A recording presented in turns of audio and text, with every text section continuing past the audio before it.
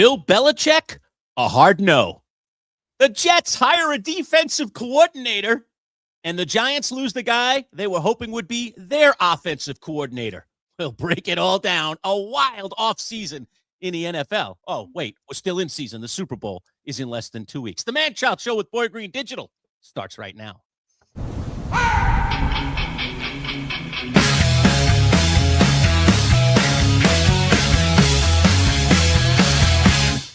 Let's go! It's time for the talk to you. 'Cause when it comes to sport, it's always coming through. And Boy Green is always on the scene. And what they'll always bring to the live segment. So get ready, ready. Get ready, 'cause here they come. All right, welcome aboard, everybody. Manchild Show with Boy Green Digital at MC Show Digital, our YouTube handle. Jump on board, become a subscriber. Just hit that subscribe button. It's absolutely free. It's a lot of fun. All right. Wow. Well, you heard it there in the live open tease there that we do before our live shows. A bit of news. I mean, man, Boy Green, this has been one of the most fascinating, I'll call it off season. We're not officially in the off season. I mean, some teams are finished, so I guess their off season has begun. But we still have a Super Bowl coming up, in a little less than 2 weeks. But my goodness, I mean, the hammer. I mean, the storylines just keep dropping left and right. I feel like there's an anvil above me, and I better, like Wile E. Coyote, get the heck out of there, man, before I get squashed. So let's start with the Bill Belichick thing. Then we'll work our way into the locals. We've got the Jets, the Giants, and the Bills. The Jets, as we just mentioned, breaking news, have hired a defensive coordinator. We'll give you his name in just a second. Boy Green will try to identify who the heck he is. It's definitely not a name that we have been hearing, although recently he did interview with the Jets, so we'll get into that. The Giants, Todd Monken not coming to the Giants. He is now the head coach of the Cleveland Browns. That just broke this morning. And, of course, yesterday, Bill Belichick up for induction into the Hall of Fame, 6 Super Bowl championships as a head coach, throw in another 2 as a coordinator. You'd think with the 8 rings, this guy would be a shoe-in, first ballot guy, but apparently not. And he gets snubbed, and we'll have to wait at least another year before he gets into the Hall of Fame. I would think that he'll get in next year, but, man, it has lit the world on fire that this committee should be completely and utterly abolished, that we should do this differently, that the world is upside down and backwards. And so we'll get into all of that. Good morning, Boy Green. How are you? I am just overwhelmed right now with breaking news. We get the Cleveland Browns have hired a new head coach. The Jets suddenly, like seconds before our show, hire a defensive coordinator. There's thoughts to be had there. And then obviously the ripple effects everywhere. So yeah, it's again, I keep referencing that comment you made at the end as we're approaching the end of the regular season. I said, oh boy, what are we going to do now for these shows? Well, what do we do during the off season? I just laughed. I laughed then, and I laugh a lot harder now with all this content pouring. And this is Unbelievable. Yeah, unbelievable. That's the word. Let's start with a quick take. We can circle back to the topic, but let's just start with a quick take on Belichick not getting in. What were your initial thoughts? Were you outraged? What were you? I mean, I was in disbelief. I thought he was a shoo-in.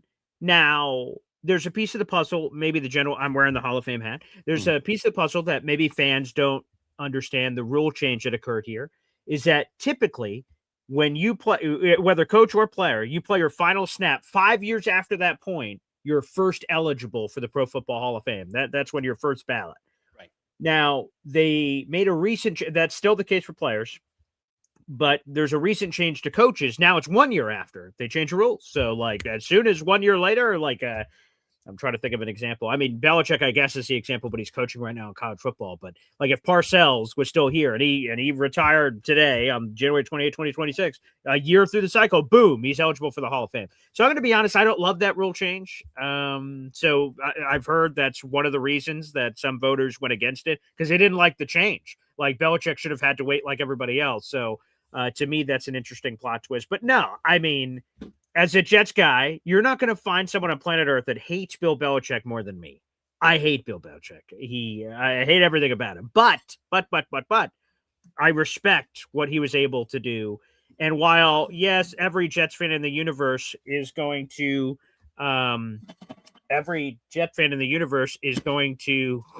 have a One of the different. little ones. What's one of the little ones Yes, doing?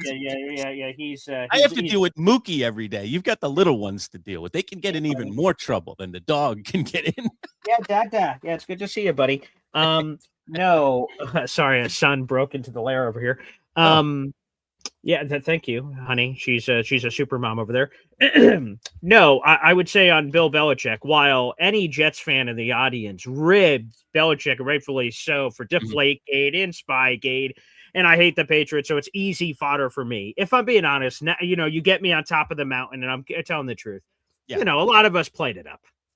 The Deflategate or Spygate thing, like, those dirty cheaters. Like, it was a thing for us if we're all at the bar to make fun of the Patriots for. But now that we're removed from it, he's not, an NFL head coach anymore, and I don't care about him at college. Good for him. I don't care about any of that stuff as it pertains to the Pro Football Hall of Fame. The Pro Football Hall of Fame makes their rules very clear that it's black and white. It's what happens on the field that matters. Everything else off of it isn't. Drama with, if people have locker room drama, which is football associated, right? That was the stuff with TO or media stuff, or you do what's the politically correct word to say this? The way to say this, the thing that you would be going to your pastor about and giving a confessional, any of that activity is not supposed to count towards the Hall of Fame either. So to me, the lines are very black and white, even though the voters are human beings. They're not AI robots. So how could those things not affect you, as you're making that process? But it's not supposed to. So to me, it's black and white. Belichick should have been in. He should be first ballot. That, as a Hall of Fame nerd, first ballot means something special to me. And there's an elite class of first ballot Hall of Famers. And then there's everybody else. Being in the Hall of Fame is pretty cool. There's less than 400 people on the planet, whether alive or dead, that are in the Pro Football Hall of Fame. It's a very elite group. But the first ballot is an even 1% special class of that Hall of Fame. And Belichick should have been a part of it, and he won't be. Yeah, well, he's getting in regardless, and probably next year. But MFC brings this up, and it's a good point. Belichick wasn't nice to the media. The media does the voting. I don't like Belichick either, but he should be in the Hall of Fame. So we're in concert with you there, MFC. And I don't know if it's you're right. I mean, not being nice to the media, and they have the votes, certainly can be a factor. Belichick has that, plus he has Spygate, all right? I'm not even going to include Deflategate because he wasn't directly apparently involved in Deflategate, but he was literally, I'll call it, quote, found guilty in the Spygate probe and was fined. He was fined. Right. He wasn't holding the camera, but he's the head coach. So right. I don't remember what the other penalties. They lose draft picks too. I think they did. They lost draft picks, money. So both Belichick and the team were hit hard, by that incident. Okay. By that scandal. And so you couple some people in the media don't love him. He wasn't so warm and fuzzy, and he never was. All right. And you have an excuse to say, yeah, I'll wait a year before I check the yes box. It at least to me is like, okay, that's probably why. He's definitively getting in, but ultimately to me it is a crime that he's not getting in first ballot. But I think in the end it'll all be remedied. So, I don't know. It's people are outraged this morning. I'll accept that outrage, but knowing that he's going to get in next year in all likelihood, it'll. So the first ballot thing doesn't mean anything to you. I don't think it means as much as it does to you. Like, should I be insulted that Eli Manning didn't get in first ballot? I think he's. Yes, you should be. He should have been a first ballot Hall of Famer. From the rooftops, what's wrong with these people? Absolute idiots. I don't know. Okay, you tell me the truth here, Lurch, right? So me forever. You go to the tape is somewhere at the radio station of me screaming for 10 years after Eli Manning. I'm up. Oh my God. As soon as this guy is eligible, he's a first ballot Hall of Famer unquestioned. Mm-hmm. And for Belichick, you said your rationale is, I'm not worried about him not getting a first ballot. Okay, he's delayed a year. Who cares?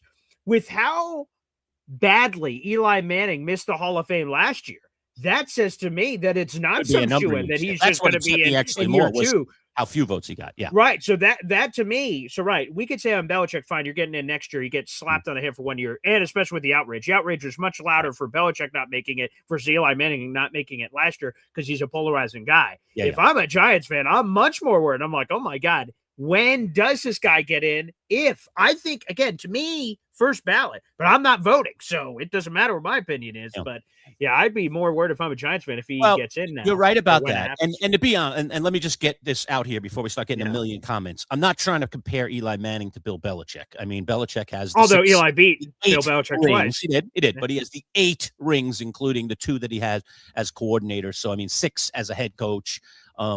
Generally regarded as one of the greatest coaches in the history of football, regardless of Tom Brady or not. Come on, we can all, I don't love the Patriots either, but we can all be honest that he was an innovator. He did things that other people obviously weren't doing, and was, outsmarted his opponents quite often, more often than not. Created the Belichick way, or the Patriot way, as we call it, right? That's it, the Patriot way. All right. So, you got to give credit where credit is due.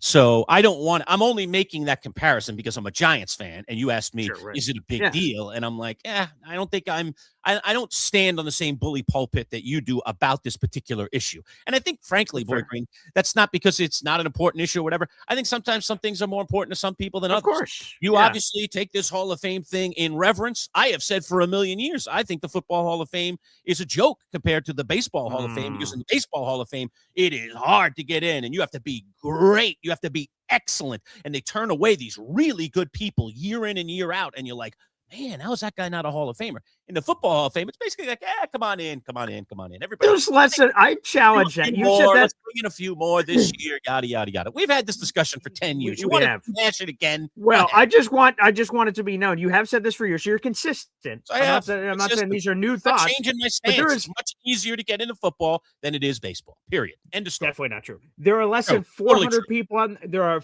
less than 400 people on the planet that are in the Pro Football Hall of Fame. Think about. There are 32 teams right now, but there hasn't always been. But there's 32 teams, 53 players in each roster.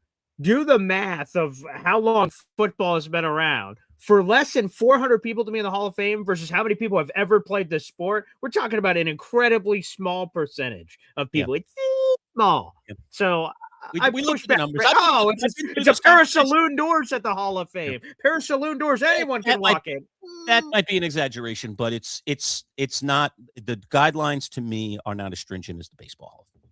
And I think if we really looked at it and studied it, I could convince you. I could unbury the statistics and show you, some of the amazing players in the history of baseball that are still not in the Hall of Fame, those that had to wait forever to get into the Hall of Fame. It feels easier to me.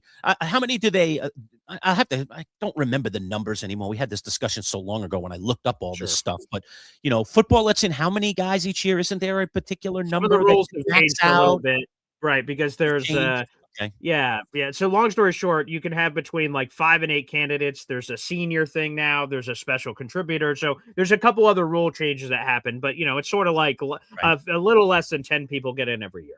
Look, I'm not prepared to have this whole discussion with you today. No, we don't. In front of me, and it's just going to be an idiotic discussion of me saying where I stand and you saying where you stand, and not having the numbers to back it up one way or the other. So if we'll you want have to it do at a this different time in a future program, I'll sit down, do a couple hours of research, come to the table, and tell you why I feel the way I feel, because it's not just touchy-feely nonsense that I feel the way I feel. I actually believe that my point of view is the correct point of view, and obviously you feel that your point of view is the correct. We'll get to that at a different point. There's plenty of other stuff to get into. But we both agree 100%. It's a crime. It's a crime. All right, let's get to the breaking news because I don't want to, wait too long to get to it. So let's start with the most recent breaking news, and that is the Jets have a defensive coordinator.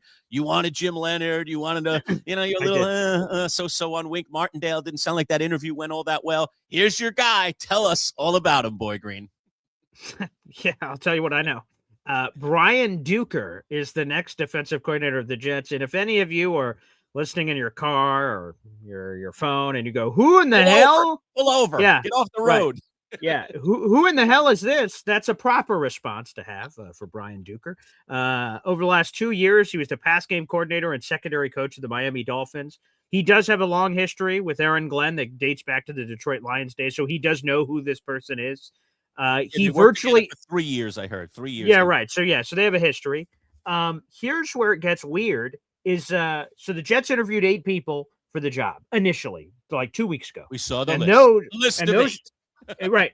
Brian Duker was not on that list of 8. So you figured once they had that list of 8, that was sort of the group they were going to pick. And even the Jets in a press release, when they announced, hey, we just interviewed these 8 people. There was a quote in there in the press release that said, basically, the plan is from these 8, we're going to cut the list down and we'll keep you posted. I'm like, oh, okay. So it's going to be one of these guys. All right, understood. And then it seemed like it was going that way. This week they did in-person interviews. The quote-unquote finalists, right? Wink Martindale, Durante Jones, Chris Harris. These were names that were up for consideration. We're like, okay, wow, okay, we're coming to a decision here, it seems. And over the weekend, Wink Martindale flew in to go speak with the Jets. And the reporting suggested that this wasn't an interview. This was a coronation.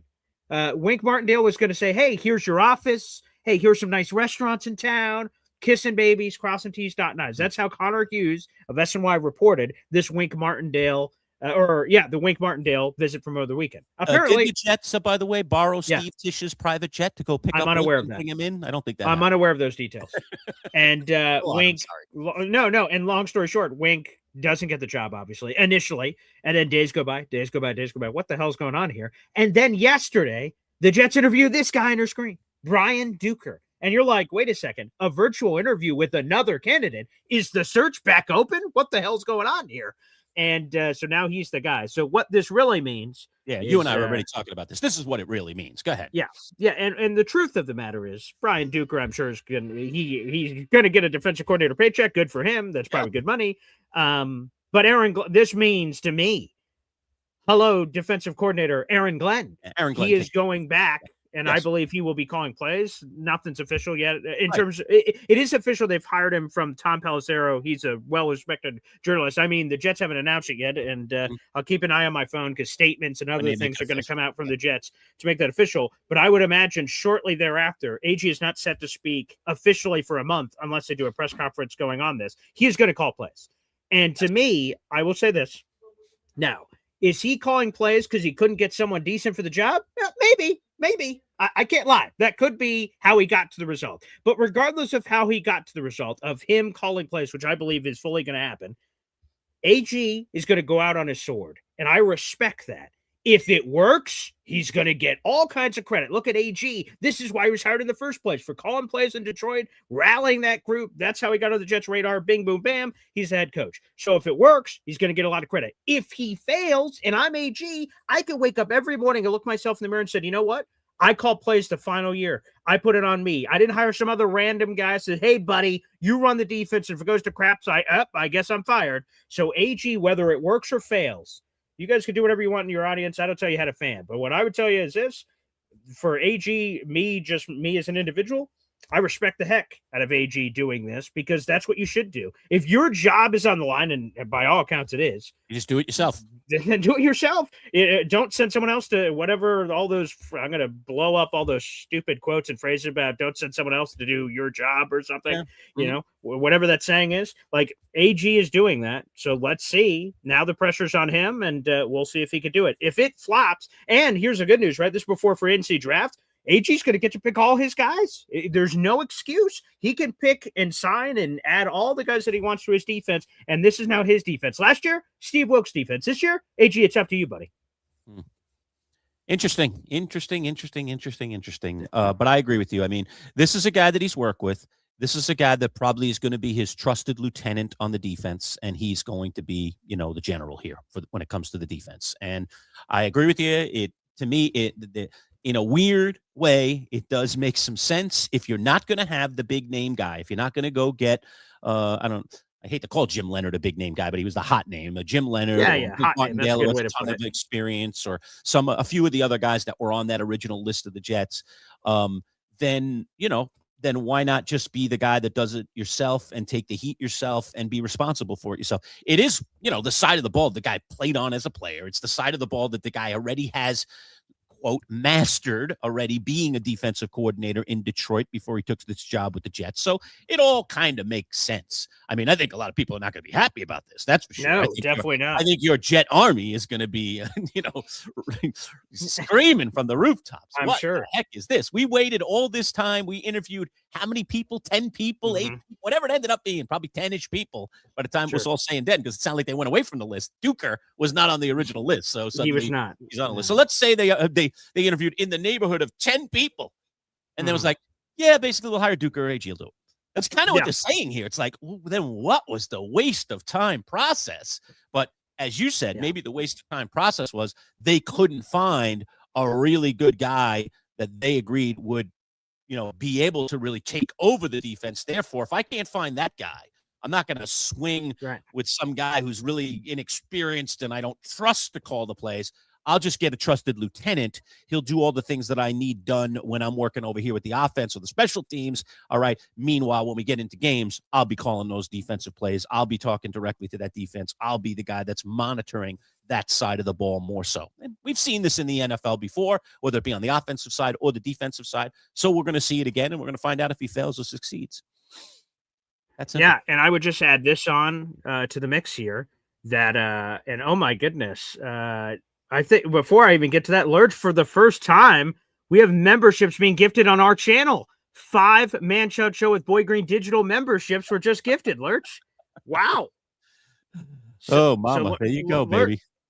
So Lurch, so you tell me, because this is a new world on my channel. We play draft times. What do we play on this show when we get memberships gifted? We have to announce it too. We need a sounder, right? We need a sounder. Yeah, of course. You need something. I do draft times on my channel. What are you doing on this one? This is a first, and we didn't even get to announce what this is all about. So, wow, we've got some stuff to explain here. Lurch, do you want to start with that? Yeah, I mean, the reason we didn't announce, because we are in a position now to offer memberships, and we have devised an entire plan and had the plan literally in place. But we are dealing with some paperwork issues behind the scenes that no one would know about other than us and the folks at YouTube. And I was under the impression that we couldn't flip the switch yet, but apparently number one Austrian Jets fan has outed us. Essentially, we've been outed on the air, Boy Green, in a good way. In a good way. Yes. Yeah. So I guess I gotta get to the bottom of this with the YouTube people, which is never easy, man. It's a lot of robot responses and prompts and watching videos to try and get to the bottom of it. But Lurch, I have a lot of sounders available. I guess you got to tell me. Do it. Just better. What's the proper thing to do here for this? Gosh, I don't know. I mean, man, this is uncharted territory. Of course. I don't want to have something be out there and then have it pulled from underneath the rug from underneath. And I don't think it will in this case, especially if YouTube allowed it to happen. So I'm scratching my head. I don't know. You decide what direction we want to go here. Well, no, the only thing is, Lurch, if you can figure it out, the thing you'd want to do is figure out. Well, not even that, just in general, just to figure out what you want. So here are the 5 new members, because more memberships are being gifted. MFC is now jumping on the screen. Yes. Yeah. So here are the 5 new members from Austrian Jet Fan. Again, we have levels now to the Manchild Show with Boy Green Digital, a new world. R&R for Fun, Sir Luca, Michael Palermo, Mike Rubino, DNY for Life, a.k.a. Devin. You guys are all now members to our new membership group that we've just created. Again, more details to come here. And I see MFC has joined in as well. He gifted a membership, and that membership went to Donna. So, Lurch, but the thing we need to figure out immediately right now is not all the behind-the-scenes stuff that no one knows about, is what sound do we play as memberships are being gifted? Okay. I play draft time, so what do you want to do that? We have a lot of sounds here. We need to figure this out. Oh, boy. Yeah. We've used a lot of sounds over the years, of course. Yeah, in our radio days. And what would be a really good one? And then again, whatever you pick, this is going to be played a lot, I hope. Yeah, maybe something that has a little nostalgia with us. Okay, all right. Wow, I mean, you really put me on the spot here, man. I didn't know memberships are going to be gifted on this show. It's a good first world problem, man. I mean, this is too long, but I'll just play a snippet of this. But this is a great prior sounder. Happy birthday, Manchild. You made my birthday, Mike. Happy birthday to you. Happy birthday, dear Manchild. It's not my birthday, so I'll and that'd be very Mike confusing. Tyson, the boxer, singing "Happy Birthday" to the man. It's a cool story, but it's way too long for us. Yeah, way too long. We need like a poppy, something pop. Right? Like my draft time is like 7 seconds. Or 5 seconds, maybe. I don't know. So, you tell me. And, we've jumped into this world now. Boy, oh, boy. Wow. What am I going to do here? Yeah, I don't know. There's a lot of sounds there, so you tell me, Lurch, I need a good sound, something. Yeah, of course. Something that we could play over and over and over. And that you would be annoyed by it, that it would be, sort of meaningful. Yeah.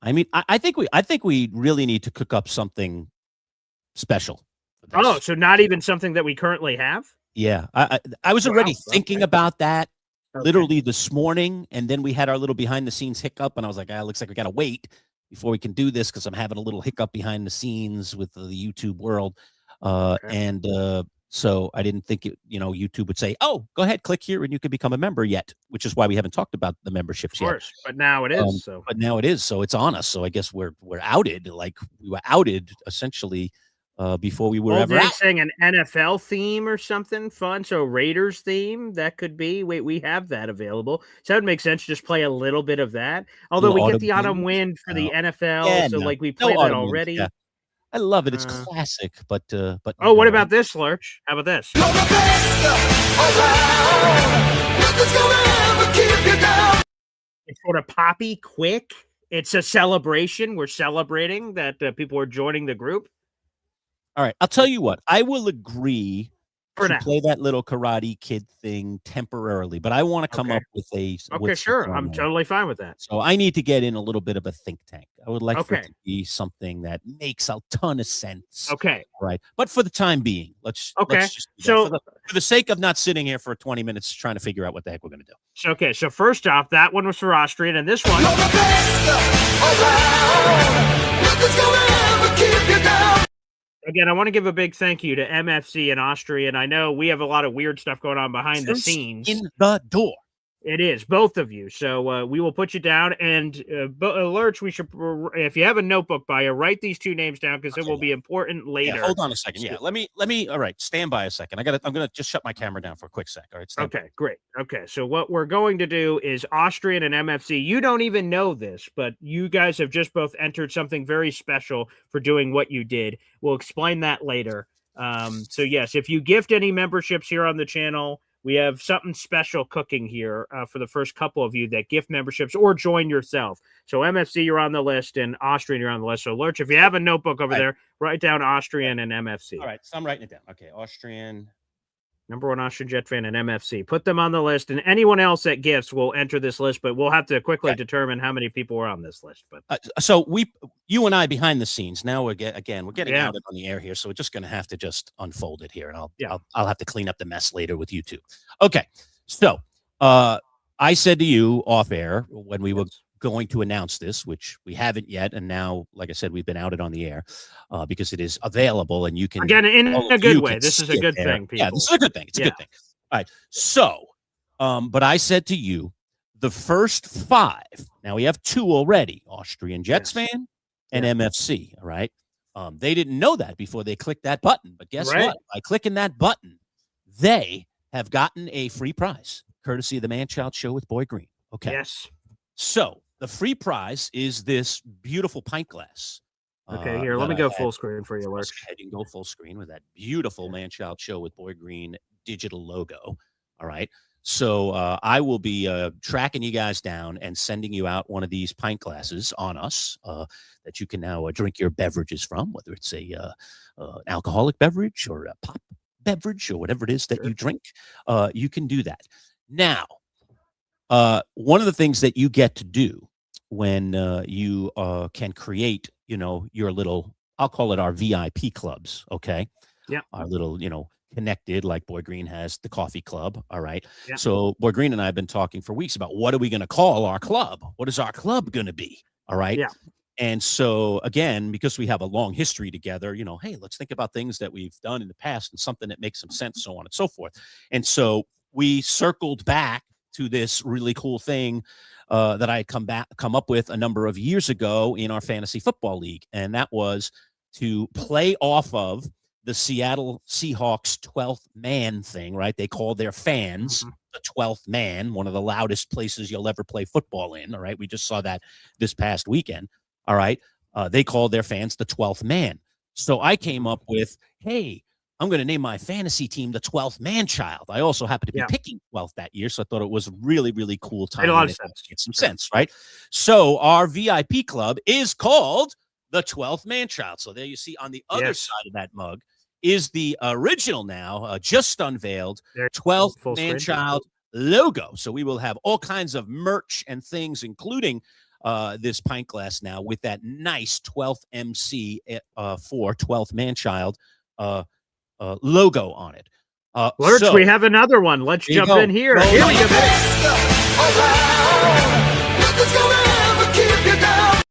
So Again, now you guys are Austrian, gifted. MFC, Yes. and Old Yank are all getting one of Wait. those pint glasses. We And have if another get- one. Big Al is in.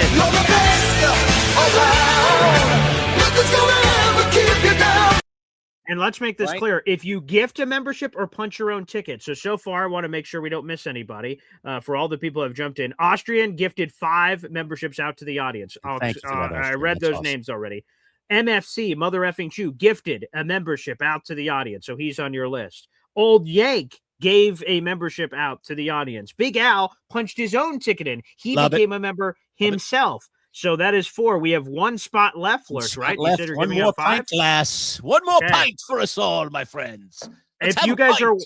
yeah, let me explain. If you guys are watching right now on YouTube, hit that money sign and go to the final option. It says gift channel memberships. Or if you're watching on YouTube, there should be a button right under your screen that says join. Click that and you can join the group yourself. If you gift the membership, it goes out randomly to one of our fellow subscribers. If you join yourself, of course, you get all the perks of that membership level, which we'll explain later. So one more pint glass to give out, Lurch, one more time. Show that pint glass out to the audience. We've got 400 people It's in a the room. pint. It's a pint. Have a pint on us right there. All right. 12th There you go. Manchild. We even have the Manchild Show with Boy Green digital logo on the other side. So it's a There you double go. logoed pint glass. Very cool. So again, if you're one of the first 5 people to get, 4 spots already gone. So there's only 1 spot left. If you're a next person to either join the membership group yourself or gift out a membership, you will get that final pint glass that we will send one to you. And everyone's saying give one to Jamie. Jamie's trying to figure out how to do it. So Jamie, we'll see if you're able to figure that out. But real quick, I just want to read this out here. Old Yank, your membership. Wait. Well, to everyone, if I missed you, Old Yank.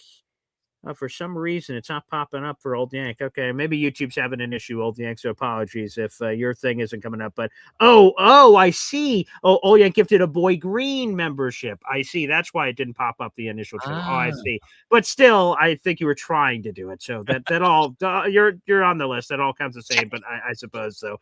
There you go. Thank you. Thank you, Old Yank. I'll add that to your raffle ticket prize for this side as well. So thank There you, you Old go. Yank. So, Double it up. He's doubling up. Yeah, there you go. Wonderful. So there you go. Old Yank. By the way, that went to T2008. So thank you, T2008. Now I understand what just happened. So perfect. Yes. Okay. So you want to when you pop in and join the VIP group, the 12th Manchild, you want to be on at MC Show Digital. You want to be over there so that Here's another one, Lurch.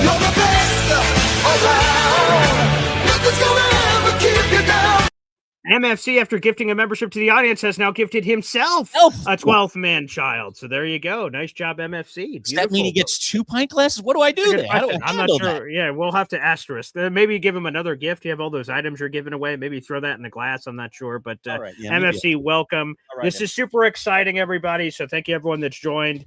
Again, you may be watching a lot of different ways. This may be confusing. So let me explain. We're streaming live on MC Show Digital, Boy Green's YouTube channel, and Boy Green's Twitter. The MC Show Digital YouTube channel that just surpassed over 500 subscribers this week now has YouTube membership levels that you guys could join. There's 3 levels and more explanations and details to come on that because Manchild's in an octagon battle with YouTube right now. So we'll keep you posted on all that. But you guys are able to become members. And again, the first 5 members of the MC Show Digital side of things. Again, so you have to be on the MC Show Digital YouTube channel, which I'll throw up on the screen, by the way. Right there. It's that link. So if you're watching on my YouTube channel right now, you're like, oh, geez, how do I get over there? Right there. And then subscribe to the channel and join the membership group down there, which is awesome. So a lot happening here, Lurch. A lot happening. Some good surprises. Yeah, good surprises, man. I'm going to have to clean up this mess with YouTube now. Oh, my God. Yeah. So it's crazy. And if so, MFC says he wants to give his glass to Hep. So again, a lot to be figured out there. All right. Okay. I'm gonna jot that down. All right. So Okay. MFC's So via to Hep. MFC. All right. We'll take care of Right. that. So All right. anyone, so I guess even if you Yes. gift it for yourself, right? Fantastic. All right. So thanks, MFC. Thanks, Old Yank. Thanks, Big Al, for jumping in. Thanks, number 1 Austrian, for jumping in. All of you are getting some pints, baby. Sending some pints out to you. Fantastic. Exciting. Get it together. Pint it up. Look There you forward to go. it, man. Beautiful. As long as it's afternoon, I'm good. I'm good to drink. 5 o'clock somewhere. Once it gets to 12, I only got to wait another 25 minutes. I can bust open a pint. Remember the days where you couldn't get alcohol like in the mornings, like Oh, right, sure. remember it was I've just on gone the to certain weekends? towns. There's certain days that are Yeah, you blocked out can. Yeah, too. So yeah. You there's a can. lot. You can't even buy out. You couldn't buy alcohol until a certain time in the morning. I don't remember when it was. If it was 11 a.m. or 11:30 or something, you couldn't even go and buy a case of beer. Now you can get it whatever the heck you want. Yeah. But yeah, back in the day, there were rules about these things. Dare I say? Sure. So, anyway, all right. Well, that's awesome. So super awesome Pleasant that surprise. this whole can of worms has been opened up.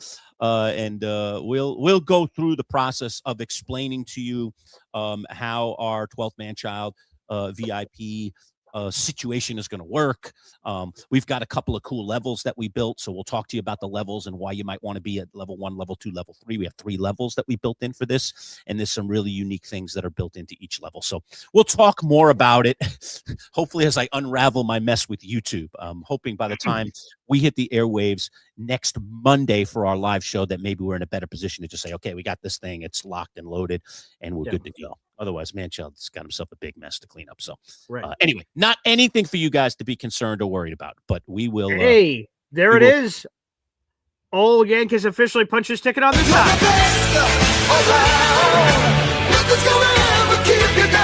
He figured it out. Thank you, Old Yank. By the way, that membership went to Hep. Isn't that funny? Hep was just spoken about. He was just received said membership to MC Show Digital. So that's funny how the universe works. And Hep it's is random. very well liked out there, huh? Everybody loves Hep. No, isn't that weird that this is random who gets these memberships? It's the most active people on our channels are the most likely to receive them, but it's random. And he just received the membership gifted from Old Yank. So Old Yank, you will get a pint glass as well, my friend, if we didn't establish that earlier. So yes, he's on my list. So he's in. He's in. So Hep will get one, Big Al will get one, Old Yank will get one, MFC will get one, and number 1 Austrian will get one. So is that everybody? That's everybody. That's our 5. Okay. We got our 5. There you go. The 5 are in. There you go. Beautiful. Doesn't mean at some point I couldn't give away some more. But right now, I promised you when we launched, people were eligible to essentially click in and help support our channel.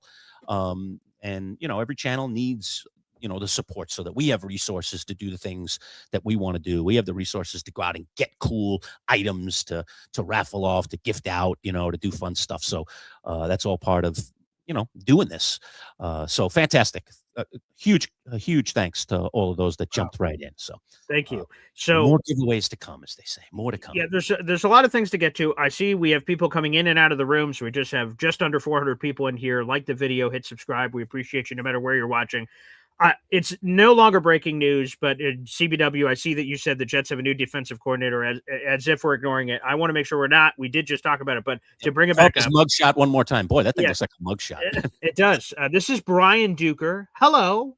Just arrested after a overnight bender. I mean, he's got a rough look to him. He looks, it's very strange. So greetings. This is your new defensive coordinator, Jet fans, and I see we have a lot of questions and comments about it.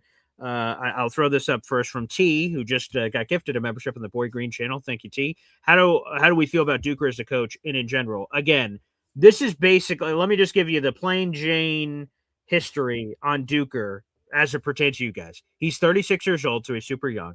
The last 2 seasons he was with the Jets' rival, the Miami Dolphins, as their pass game coordinator and secondary coach. Prior to his time in Miami, he spent 3 years with the Lions. That's where he crossed over with Aaron Glenn.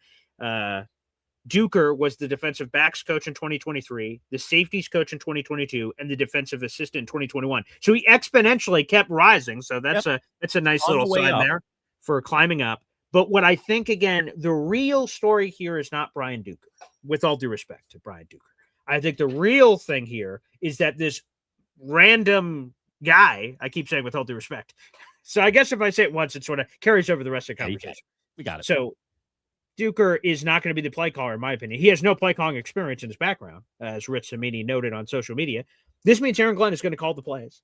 And again, while that could be because Aaron Glenn wasn't able to find a worthy enough name to come in and he pivoted in the middle, that would explain the timing, right? The Jets have been searching. I have the date here, Lurch. They've been searching for a defensive coordinator since December 15th. That was a month and a half ago. That's when Steve Wilkes was fired. Why else would it have taken 6 weeks? The only rational explanation is a change in plan. The plan was, hey, I'm going to hire Wink Martindale. He's going to be the guy. And then all of a sudden, you know what? Let me call plays and get someone to help me because there's a lot of crap that goes on with being a defensive coordinator that we're unaware of.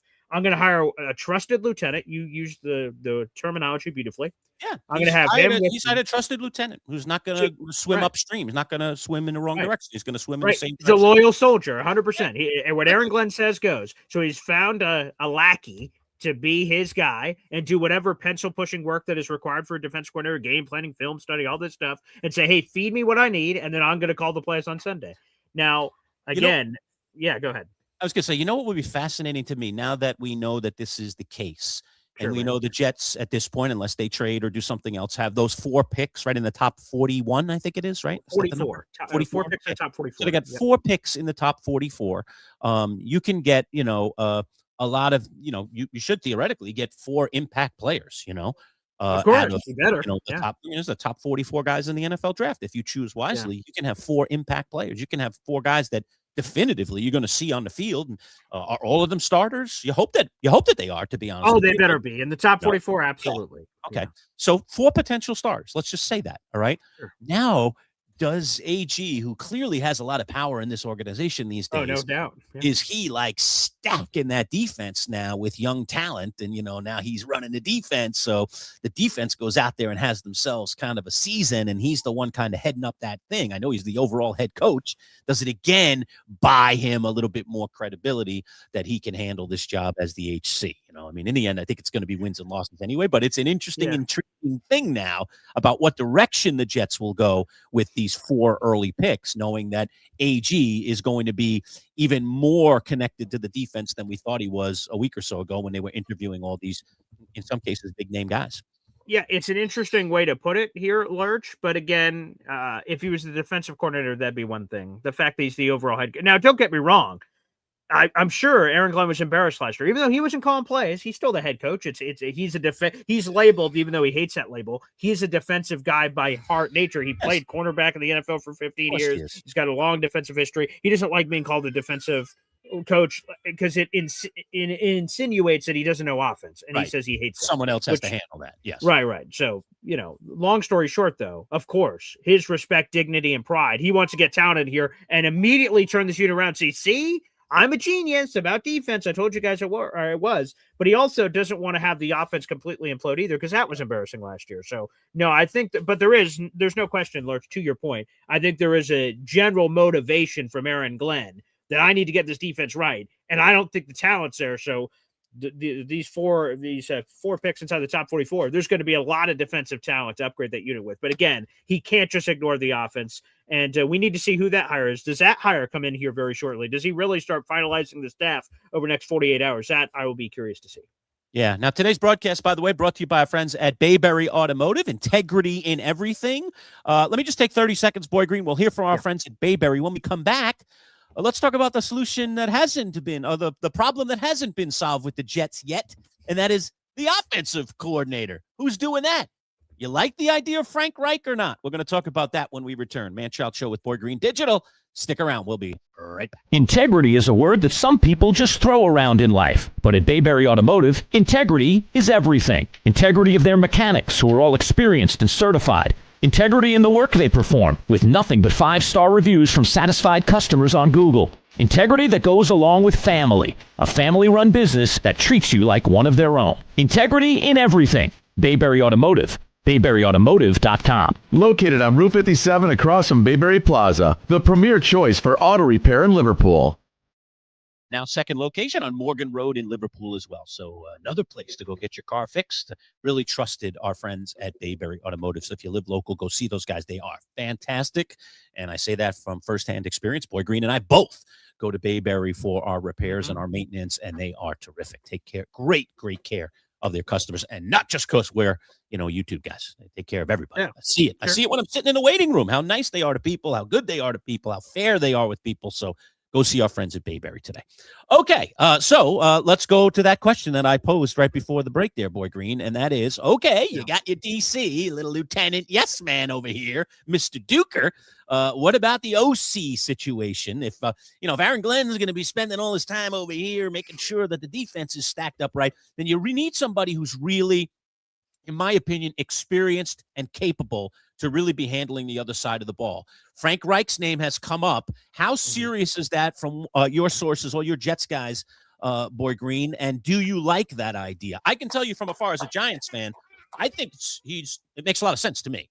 I mean, this is a guy that has already been a head coach at this level. He was a quarterback in the NFL. I mean, to me, Reich really has some nice experience that I think you could trust. You could have a high level of trust with him. But give me your thoughts. Do you like that? And do you think that's even serious? Is there a chance that Frank Reich could be named the OC? It's very serious. Connor Hughes reported yesterday that the Jets, before the Tanner Engstrand news, which we'll get to in a second, the Jets and Frank Reich were talking contract specifics before Engstrand got fired. Mm-hmm. Now so it's very serious. The Jets' full intent is to hire Frank Reich as the offensive coordinator. The ink is not dry. It's not official what it is. If one of you guys sees it in the chat, another cool thing you could do here on the MC Show digital channel or Boy Green channel, is send in a super chat. So it's a colorful text that pops up and I'll be like, whoa, breaking news. It'll jump out to me. So if one of you guys sees it, please let me know.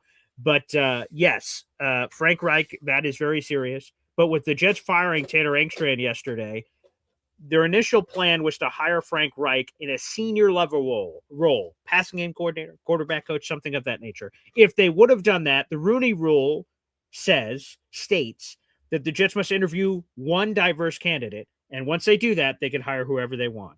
Mm-hmm. Now, if you're filling an offensive coordinator role or defensive coordinator role or special teams coordinator role, that the rules are more stringent. You have to interview at least 2 minority and or female candidates for the position. The Jets, of course, with Tanner gone, now are seeking an OC, which means they have other boxes to check. They could still hire Frank Reich, and unfortunately, maybe I hate that sometimes the Rooney Rule is utilized in this way. We're like, geez, let me interview these 2 random people. All right, now let me get to the person I want. I hate if the rule is utilized that way, and if we're being straight up with people, the rule is often used that way, which is unfortunate. But I love everybody getting opportunities to interview, because how else will coaches get from point A to point B without getting chances to interview?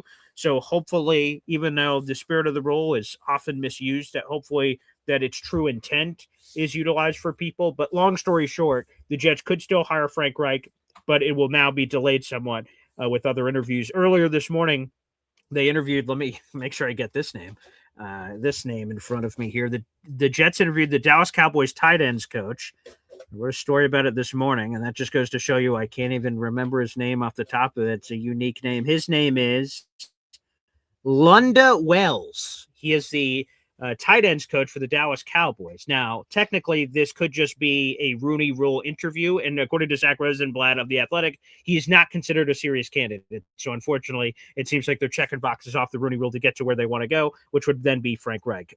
To get to the opinion about it on Frank Reich, yes, I'd be very intrigued by Frank Reich. Now, I want to say this from the get-go. The Jets' job is not attractive. They don't have a short-term answer at quarterback. They don't have a long-term answer at quarterback. And they don't have a path to either of those things clear as day. They're going to get somebody to play quarterback, but it's unclear. Like, they might trade for a guy, Kyler, Kirk Cousins, whoever. We could debate, and we will, over shows in the coming months of who that person's going to be. So the job's not attractive. I want to put that out in the universe now.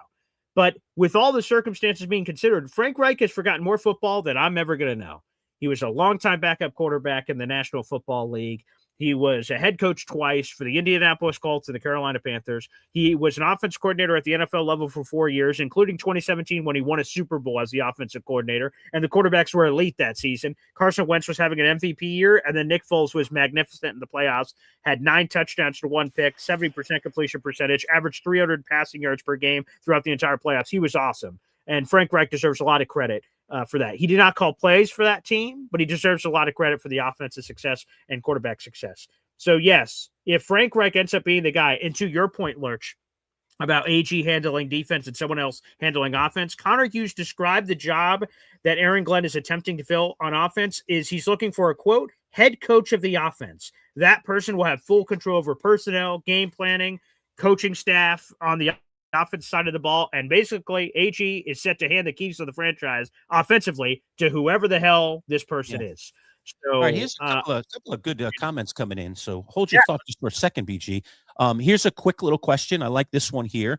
CBW says, "Why aren't other teams interested in Reich?"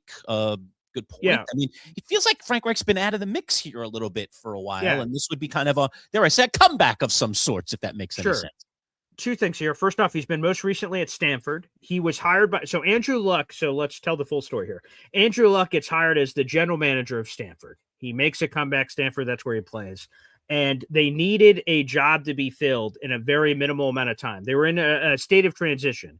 They asked Frank Reich, "Can you be the interim coach for 1 year?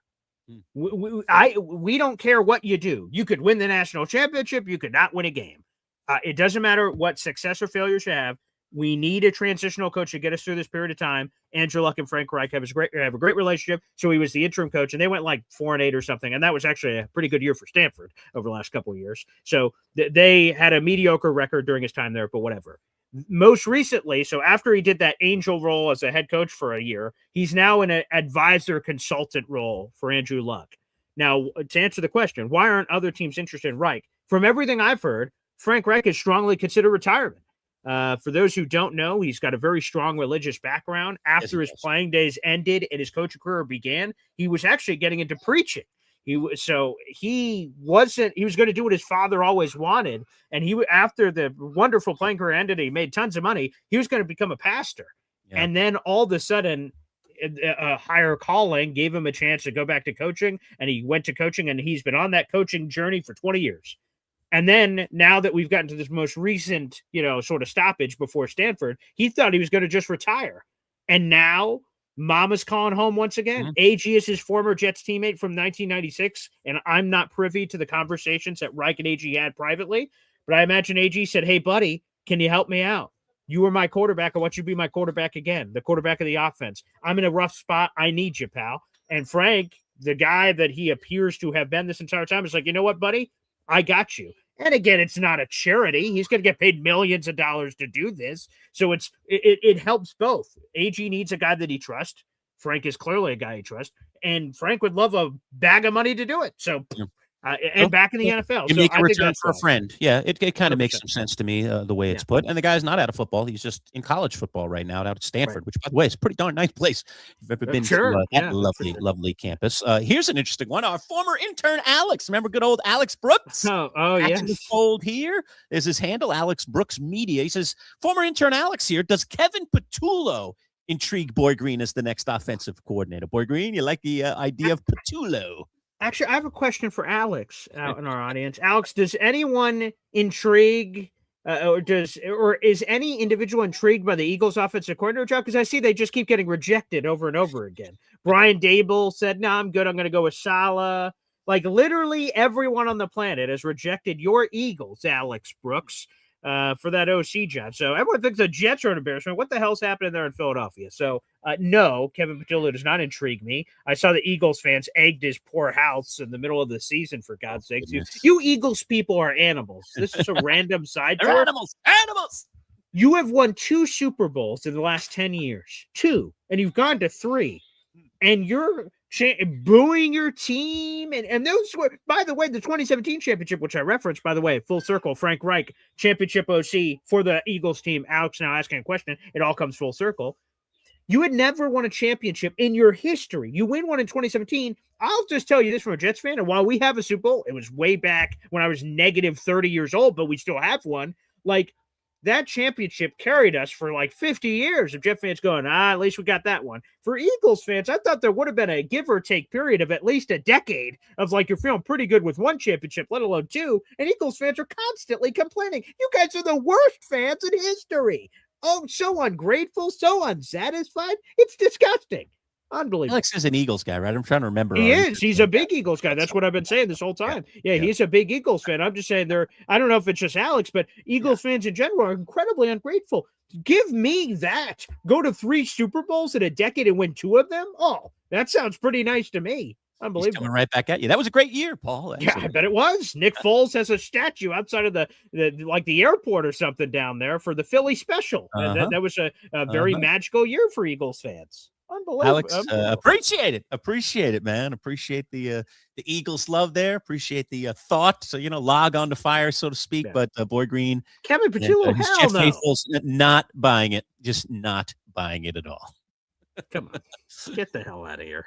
No. I don't know if New Yorkers would throw eggs at his house, but we can do some pretty diabolical things down in good old New York City as well, and we're not too happy with people either. So, Yeah. Oh boy.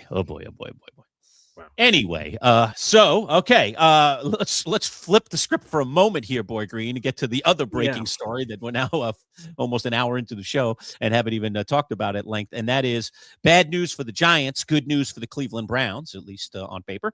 The Browns have hired their next head coach, and it is Todd Monken, the former offensive coordinator for Jim Harbaugh down in Baltimore. John Harbaugh.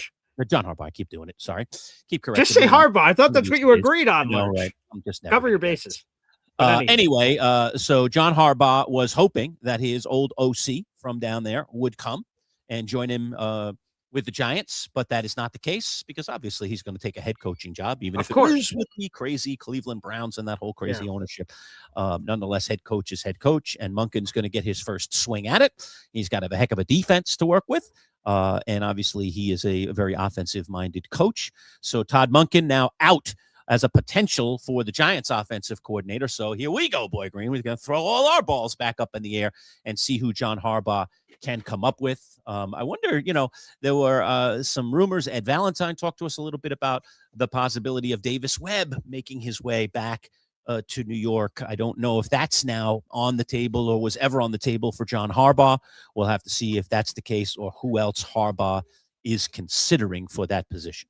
Well, the problem is, and for the Giants, again, Giants, first world problem. You've had a lot of success. You in terms of you've landed John Harbaugh. That's the big fish. You got to feel great about that. But if we're now taking a step back from that, because again, I'm not trying to slam the Giants. Harbaugh, that's great. The Giant fans should be elated. But now, because the Giants, as all these quotes say, right? NFL insider Jordan Schultz, John Harbaugh was quote unquote all in on Todd Monken. NFL Network insider Ian Rappaport said the Giants now lose their quote unquote top choice for OC.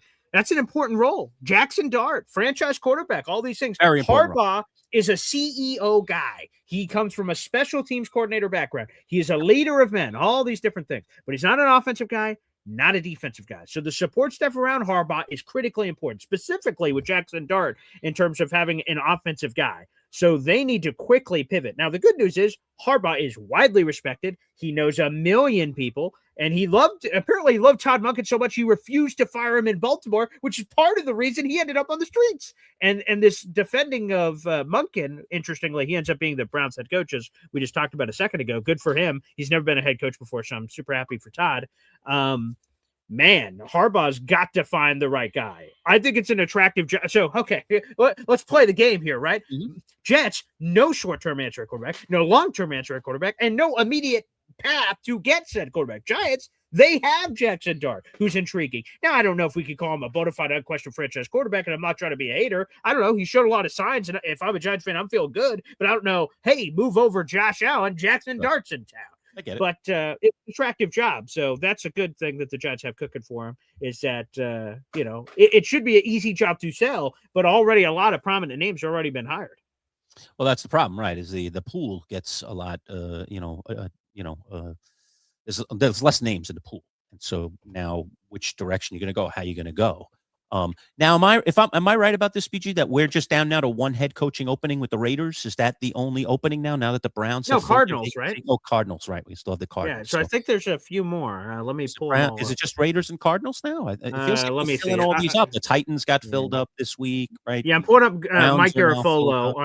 on his pinned account. He has all the remaining openings. So I'm going to fly over there real quick just to make it sure. might just be Raiders and Cardinals now. That's all that's left. Yeah, I don't want to speak out of turn yet, so I just want to make sure that we have them all here. Yes, those are the last two remaining. It's Raiders and Cardinals. So here are all the hirings that happened. Shout out to NFL Network insider Mike Garafolo for this. Giants got John Harbaugh. Falcons got Kevin Stefanski. Dolphins got Jeff Hafley. Titans got Robert Saleh. Ravens got Jesse Minter. Steelers got Mike McCarthy. Bills got Joe Brady. Browns got Todd Monken. We wait on the Raiders and Cardinals. And the current betting favorites for both those jobs are former Jets offense coordinator Mike LaFleur, who's the younger brother of Matt LaFleur in Arizona land. That's unofficial. And then for the Raiders, Clint Kubiak. Yeah. But he is on the Seahawks, so you're at least 2 weeks away from that happening because he's in the Super Bowl. So if you're the Raiders, you just got to wait and be patient, and maybe they're willing to do that. And by the way, I like this rule. I mean, I understand that, you could theoretically say Kubiak's missing an opportunity to move his way up the food chain. But we just saw in this past year in college football how messy things can get when you allow these coaches to jump ship and you're literally in the most important part of your season, theoretically, the playoffs. Okay. And we had that whole incident, with Lane Kiffin, jumping ship, and he's over here at LSU and they're throwing him out the door, and, he's working for the enemy, and now you got half the staff is here, half the staff is there. Just crazy, crazy situation. You can't have that in your season. And there used to be an opportunity, I think, here in the 2 weeks leading up to talk to a coordinator on one of the Super Bowl teams. Now I believe that door has been shut, and now you cannot talk until after they're done. And I think that's the right thing to do, by the way. Clint Kubiak has an important job to do here. He's got to get that offense ready for this thing. He can't have his mind on other things. He's got to think about that after he's done with hhis Super Bowl. I mean, this is the Super Bowl. It's supposed to be the penultimate event of your season. And you're going to, have coaching, juggling things going on in the prep leading up to the Super Bowl. To me, this is a great rule change for the NFL to not allow interference with with that coaching staff until it's done. And if you want him, you wait. And I understand that hurts Kubiak, and you could make that side of the argument that, he could lose out on a job. But maybe this is going to be the perfect example of you don't if you're really good and if a team really wants you, because they're going to be willing to wait for you if you're the right guy. And it feels like the Raiders are waiting for Kubiak. We'll see if that indeed does happen. When they interview him, are they thrilled with him? Is he going to be the next guy or not? You asked me on the Giants real quick. I know the pool is getting shallower, right? There aren't as many names out there. I mean, one name I think I'd be intrigued by, I have no idea if he has any history or connection with John Harbaugh, but Cliff Kingsbury. Definitely away from the rival Redskins, or Commanders, I should say. Yeah, the rival Commanders, and he's sitting out there, and he's a guy that I would trust with my offense. I mean, I don't know if they think he didn't do a great job down there in DC. I mean, the guy's quarterback was out the whole darn year. The year before, he was phenomenal with the offense, right? He marched them all the way in deep into the playoffs, for crying out loud. So Cliff Kingsbury would be a name. If John Harbaugh has a relationship there, that would make a lot of sense. I'm not interested in Matt Nagy, our good buddy Jamie, the FedEx guy, threw that out. See it here Matt Nagy of the Chiefs. Nagy. No, thank you. No, thank you. I don't know. I know that Andy Reid, went on the record this week. I read it in an article that, that Nagy should get another chance. He should get another chance somewhere. And also, just to add this in, that Nagy, before the year started with the Chiefs, went to Andy Reid and said, hey, my contract expires after this year. I want to leave, with all due respect, because I want to run my own show, is how Andy Reid described it. And Andy respected that. He calls the plays here. Nagy should get his chance to call it somewhere else. So apparently this is not a surprise. They knew that Nagy was going to either be a head coach somewhere and then he could call his own plays, or be an offensive coordinator somewhere where he could call his own plays. So apparently none of that part is a surprise. Yeah. By the way, our Alon getting a lot of airtime in recent days. I know he's been popping into your show quite a bit this week. Jimmy, can Boy Green jet mark a virtual hug? What is he talking about here, Boy Green? Yeah, so he's given me some nickname Jet Mark. Sure what he's talking about. He's given me some nickname Jet Mark. I don't know what the Jet Mark nickname means, so he'll have to explain that, I guess. But he calls me this optimistic Jets fan, and I have this hopefulness about me, which he finds cute, apparently. And he believes that now that the Jets have hired, again, this individual, if you're just joining us, Brian Duker, want to make sure I keep getting that right, as the new DC out of nowhere, that I may need a virtual hug for this. But again, I've said it before. Well, all cards on the table, I had no idea who the hell Brian Duker was before 48 hours ago. I did write a full column about him on heavy.com yesterday. Mm-hmm. There's another full column about him now on Heavy on Jets today about his hiring. But I didn't know who he was. But candidly, it's less about him, more about AG. AG's calling his own shot, and we'll see if it works or fails. But it's now under his watch. So that's what he's talking about. Again, I don't know what the Jet Mark, I don't know what that nickname means, but thank you. Yes. Here's this. I'd like to. I know this is a mute point now because it's a done deal. But I actually thought it was fascinating. I wonder if you did. Apparently, the Jets reached out to John Gruden And Gruden did not end up, I guess, interviewing or having a long discussion with the Jets. And I would assume that it would have been for the offensive coordinator job, right? I mean, that's, where he lives and breathes. If he's not going to be a head coach, that's where he lives and breathes. I was like, wow, that would have been quite an interesting situation. And to be honest with you all, I can understand why Chucky, there he is, would say, it's his little nickname, Chucky, why Chucky would say, no, thanks. I'm head coaching material or nothing. But then the other side of it, if I were, dare I say, on John Gruden's team, if I were an advisor to John Gruden, I might say, John, this isn't the worst idea in the world because, if Aaron Glenn goes belly up and you make some good things happen on the offensive side of the ball for the New York Jets, guess where you could find yourself a year from now? Being considered for the head coach of the New York Jets. And it sounds to me like the only thing Gruden wants right now is to get back in that seat. He feels like it was stolen from him and he wants to get back in that seat. And I don't know that it matters all that much what team it's going to be. So he could actually, by maybe taking an interview or maybe even accepting a position with the Jets, put himself potentially in a position. Now, he might look at that job and say, they don't even have a QB right now. They're going to have to try to draft something here. They're going to have to look at the free agency market, whatever it ends up being. And, is there a serviceable guy that we could get that could be a bridge guy? While we potentially either develop a guy this year or wait till next year to go get the quarterback of our dreams.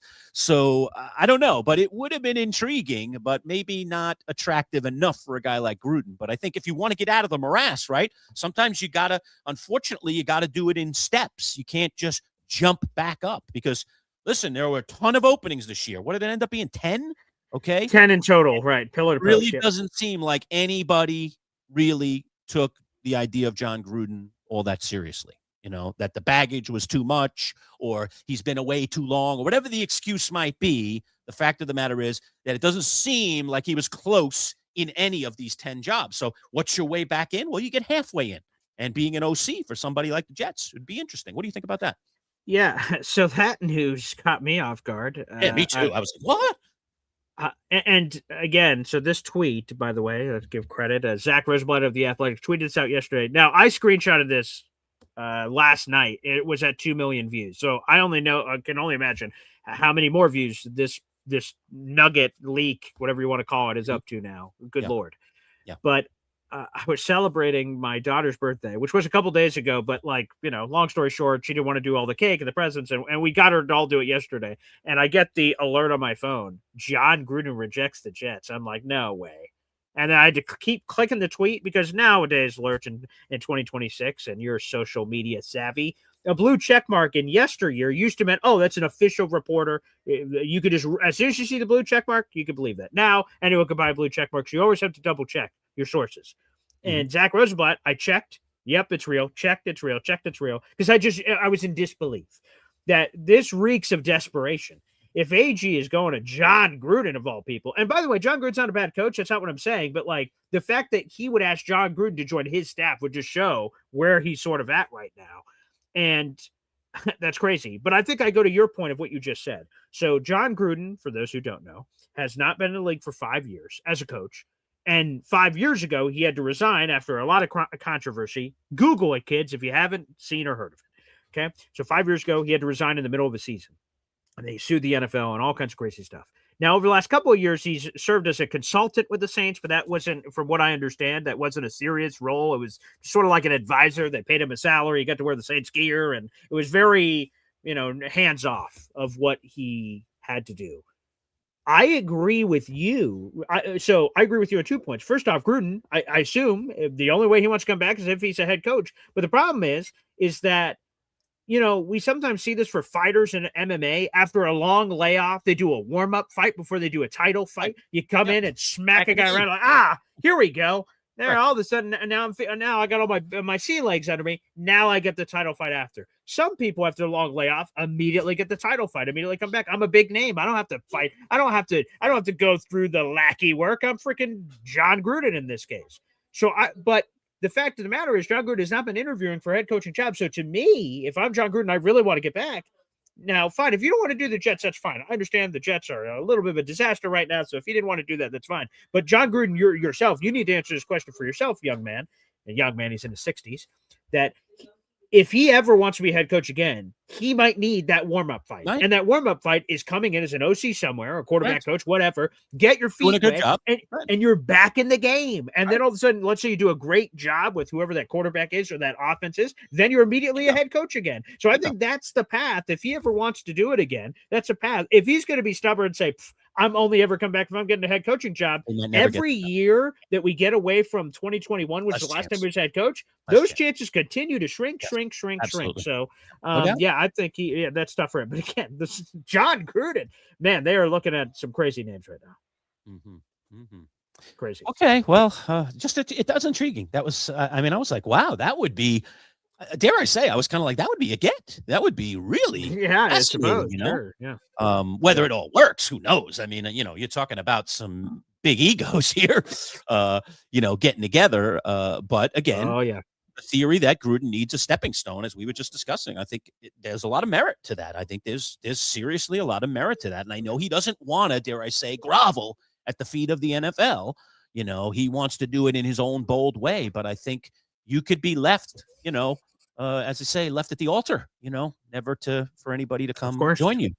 So, so why not take what's out there, get yourself back in the game, show everybody that you are everything that you believe you are, and then bingo, now you end up with an opportunity, because who isn't going to seriously look at somebody who has a ring? He's got a ring. He has something that a lot of other people don't have. He has a ring, and a ring means something to a lot of GMs and a lot of ownership groups. It means something, whether, doesn't matter the circumstances. It means something, especially as a head coach, and he has that ring on his finger. So, oh boy. Yeah. So again, insane story. But again, I love Chucky. Man, I'm such a passionate football fan. I loved his QB grinder segments ahead of the draft, and now he gets to do it in a new way with Barstool Sports, where he's currently working. I'm not, to be perfectly transparent, I'm not a massive fan of Barstool Sports, but hey, different strokes, different folks. But it's cool that he gets to bring in these I saw what he did with Jackson Dart in like the Barstool office. He has his own like film room in there, and Jackson Dart came in there and did this film study with him and went through cadence and stuff, and it's super cool. And John Gruden is a charismatic guy, so that's awesome. But again, I think if he ever, and here's the thing, right? I don't think Woody Johnson's going to fire Aaron Glenn in the middle of the season, no matter how bad it goes. I think he's only done that once in his 26 years of ownership, and I think it was a mistake with Saleh, and I think he knows that. So that would surprise me. But if John Gruden is on the staff, he might have been the interim coach 4 weeks into the season, and Chucky might have gotten his chance that way too, which would have been crazy. Yeah. So, it is what it is, right? It is what it is. A couple of other quickies here. I'm going to jump over the comments for a minute. Sure. Where was that question I just had? How long has Frank Reich been out of the NFL? I was just taking a quick peek at that to make sure I got it right. So Carolina Panthers as head coach in 2023. And then remember, right before that, he was with the Indianapolis Colts. And then he moved over to Stanford in 2025. So it looks like maybe he took a year off. So more recent than John Gruden. So there you go. That's an interesting much more recent. The guy was just recently a head coach. He just 18 through 23. He was a head coach. So he got 5 years on the job at the top level, the highest level, the level that every coach dreams of getting to. So that's a little bit of history on Reich. So it's not like he's been out of the game, and he's been out at Stanford the past year. So he's been around football. Great one little here. The Brian Duca era begins. The Brian Duca era. Begins. Thank you, Nanga Iboko. Love you, buddy. So Jet fans, again, we're just talking this morning about okay. Oh, I thought we had breaking news on the Raiders and Cardinals. Nope. Okay, just some buzzing things. So keep me posted if we get any other breaking news. I do want to pivot to one other thing that I do want to hit up here, BG, as we continue to always monitor, because we've just been, every time we've been on the air, it feels like in the last 3 weeks, there's been breaking news in the middle of the show, at the beginning of the show, right before the show. It's been incredible. We did do an interview yesterday with Sal Capaccio, the sideline reporter for the Buffalo Bills, and we need to at least discuss the fact that the Bills have a head coach. They have put a guy in place. His name is Joe Brady. Boy Green and I, if you've been watching our channel, know that we were out at Bills camp before the season started this year, and we were hanging with Joe. Joe did a little presser and we get to Mhm. throw some questions at him. We mentioned in our show the other day that Boy Green actually dared to ask the question boldly, as eyes were rolled and Oh, other yes. regular Buffalo media people looked over and snarled at him. Hey, Joe, what are you missing from your resume to ultimately become a head coach in the NFL? Now, Brady. So lay it on me real quick, Lurch. Yeah. So you be honest. You've been a media guy way longer than I've Mhm. even been thinking about it. TV, everything else. You've been in these presser situations before. I have as well. That would just to clarify. That's not the first time I've ever been at a presser. But you Right. tell me on that question being asked, fair, foul, because like basically you guys can go watch the clip because it's on social media. Yeah. But he says, well, with all due respect, and then like totally like says like, yeah, I'm not answering that question. Basically, Well, I think what happened there okay. is, So give it I to me think, again, straight. it's time, Yeah. place, circumstance. All right. Okay. So I would have absolutely predicted his answer be exactly Yeah. what his answer was. Yeah. If you had told me beforehand, hey, Lurch, I'm going to ask this question. What do you think he's going to Yeah. say? I'm going to say, Yeah. I'll tell you exactly what he's going to say. And I think I pretty much would have nailed it.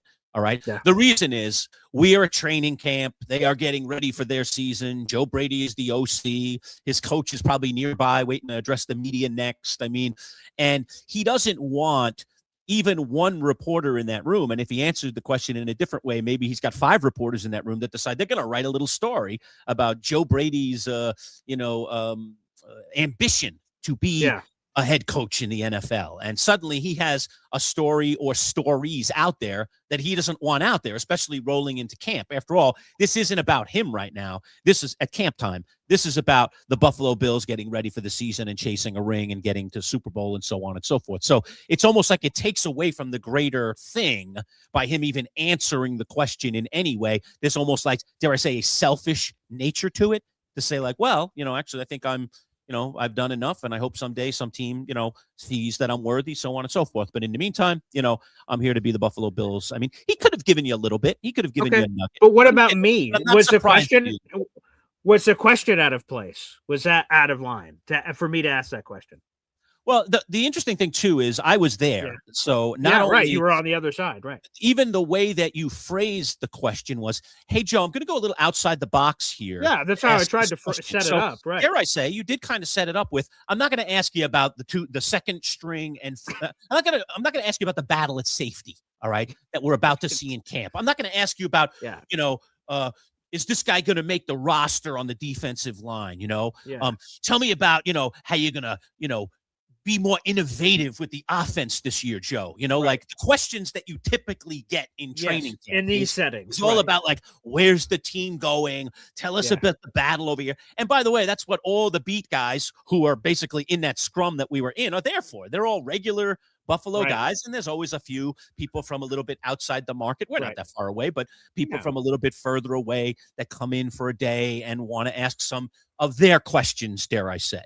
So, so I think, number one, the reaction you got from the media was just like, come on, we're here to ask about the second Oh, string. yeah, they hated that I asked that question. You're taking up our time here with your, your highfalutin ideas that this guy's going to be a head coach at some point, pal. Listen, he's the OC. We got ourselves a head coach. Get the hell out of here. So that was kind of the reaction. Oh, I got those looks. Not good. And I think that was, again, overreaction. I think that's really overreaction. That's just being a little hypersensitive to their situation. So I mean, I don't think the question was out of line, but I think the answer was predictable. That's how I would label it. Okay. Yeah, because like to me, he can answer it however he wants. Of course, us as media members, we hope for a juicy answer because then I would have been the guy that asked it. We'd get it on our own MC Show digital stuff, which is great. But, he can answer it however he wants. But I was curious your response as a media guy to that question being asked. Because, again, the rest of the room, you're never going to see this because my camera, when I recorded me asking the question, was on him. And I've just had it on my phone forever. I'm like, do I still have that clip in my phone when Joe Brady got hired 6 months later as a head coach? I'm like, oh, my God, here it is. Great. But I looked after I asked it. I was making eye contact with Joe. And I just sort of saw my peripheral, people with their arms crossed, a little bit of head shaking, what, I mean, and then glaring. I'm pretty sure I still have it on my phone because I don't think I dumped any of the Bill stuff. Oh, you have the media reaction?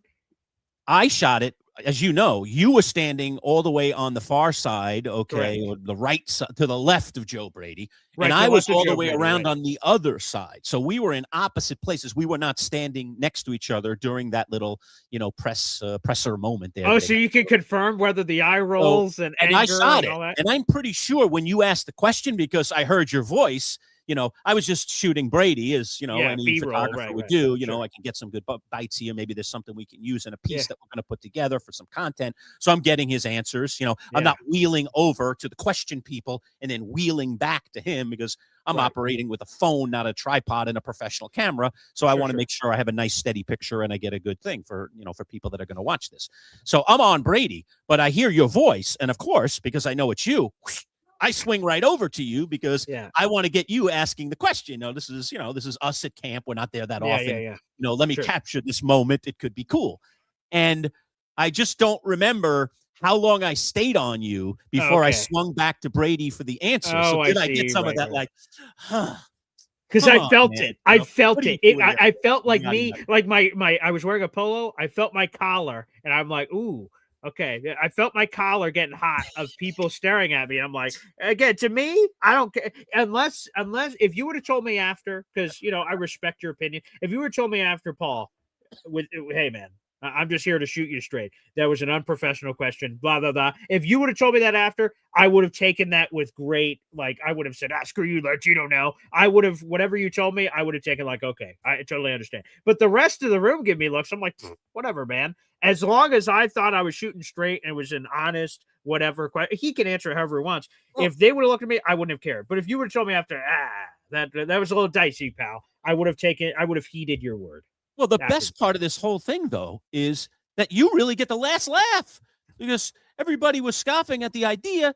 And less than 6 months later, this guy Boom. is the head coach. He's not just a head coach Of this he's the team. head coach of the team that we were covering that day. So, you definitely end up with bragging rights, last laugh. Look at you, idiot. You laughed at me when I asked that question. You scowled because I didn't ask about the safety battle. Who cares about that today, buddy? Who cares right now? They're caring about that question I asked. Do you have the ambition to be the next head coach of a football team in the NFL? Maybe even the Bills, dare I say? Of course, you're not going to ask that question, but right. you get my point, right? So Yeah. you can, go ahead. That is funny how that turned out. Thump the chest, buddy. Thump the chest all you want. I mean, as it turns out, it was a Nice. very legitimate question. So, last laugh, last laugh.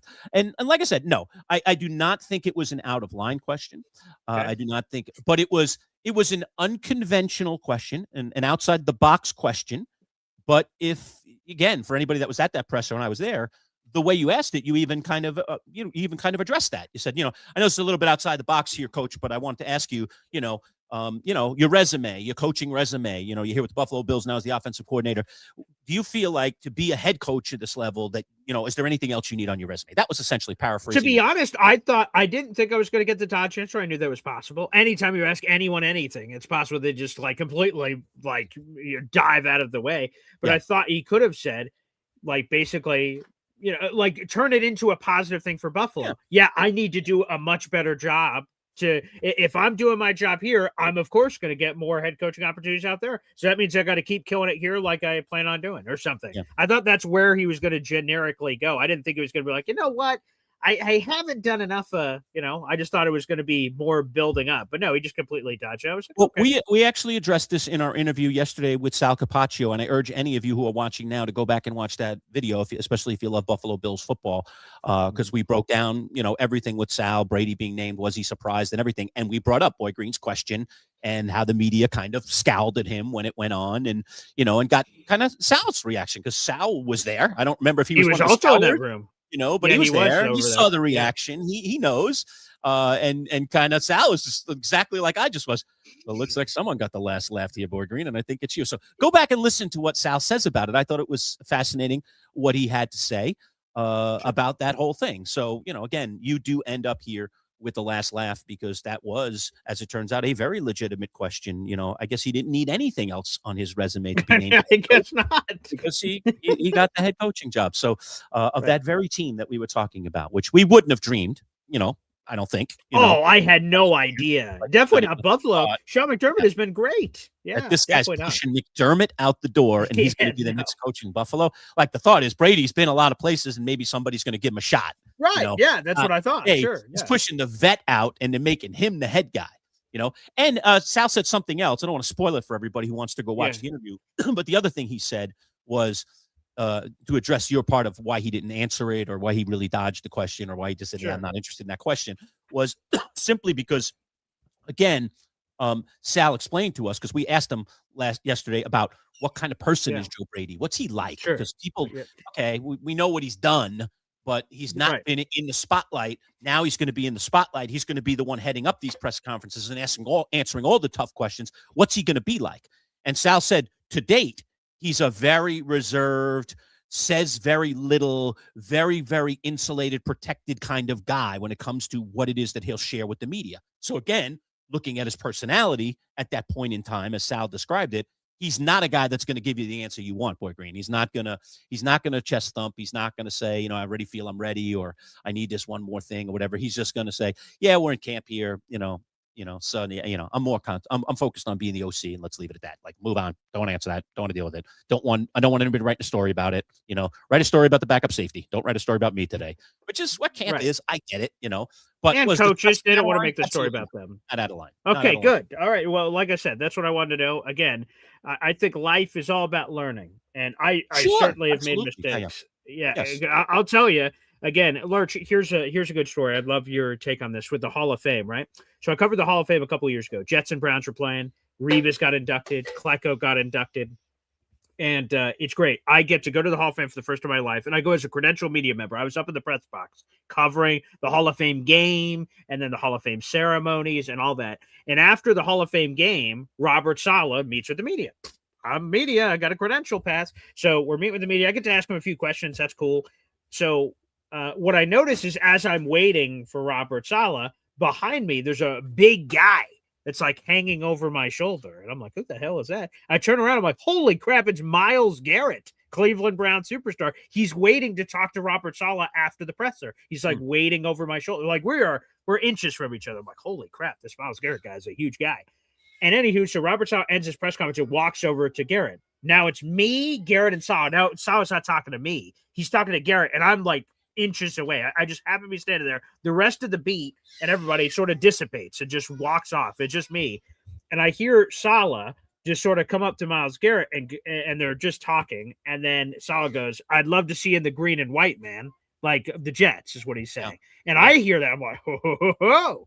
Maybe. But as an idiot, I tweet this out, go, oh, do you hear what Saleh just said? And I immediately got thousands of responses. You're an idiot. You don't share that out. That's away from the podium and all this stuff. You're a moron. And then I immediately deleted it. I didn't think about it. And I'm like, I just sat on it. It weighed heavy on me. I felt terrible because I've never done this before, and it felt awful, and I felt like a jerk. And I'm like, man, maybe I shouldn't have done that. So, Lurch, is that a clear situation that when stuff's away from the podium, it's just private conversations, even if you overhear it, that's just stuff that you never report? That's just, and again, I wasn't reporting it like, so that means Jets are trading for Garrett. I just said, oh, that's kind of a cute comment. Like, oh, that was sort of interesting. But like, that's kind of stuff that's unwritten rules of doing this job that you just never share any of that kind of stuff. Okay. Double-edged sword answer to this. Okay, good. All right. I want to learn here. Yeah. Okay.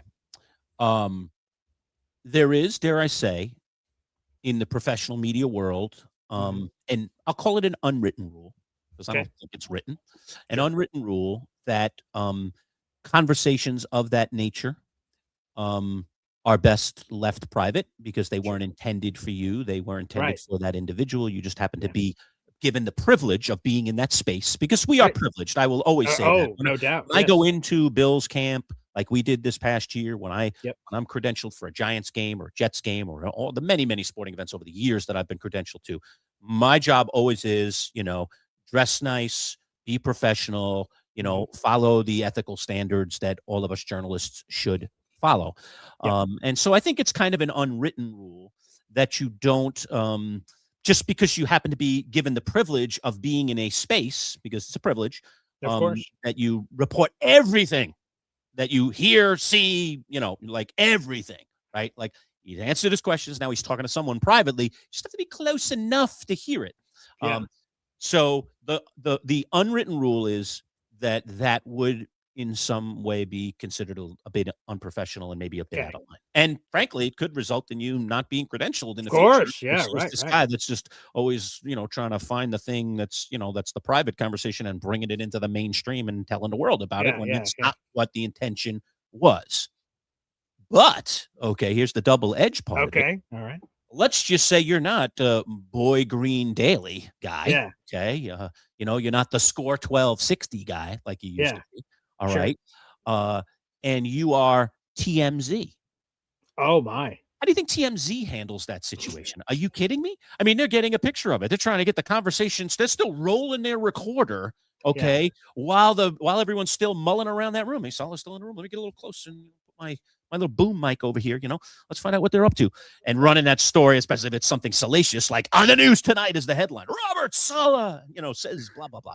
So it depends on who you are is the double-edged sword of it. I mean, do you want to be regarded a certain way and looked at a certain way, or do you not care? Like TMZ, is a very good example. I mean, they just, when that Tiger Woods story broke, I mean, they would just run in every salacious detail possible, So, a lot of times it's who you are. A lot of times if you work for the kind of organization, or perhaps you're even representing yourself and you want to represent yourself in a certain way, then you're not going to report that thing. And then the final thing on this, just to finish this, put a nice neat bow on it.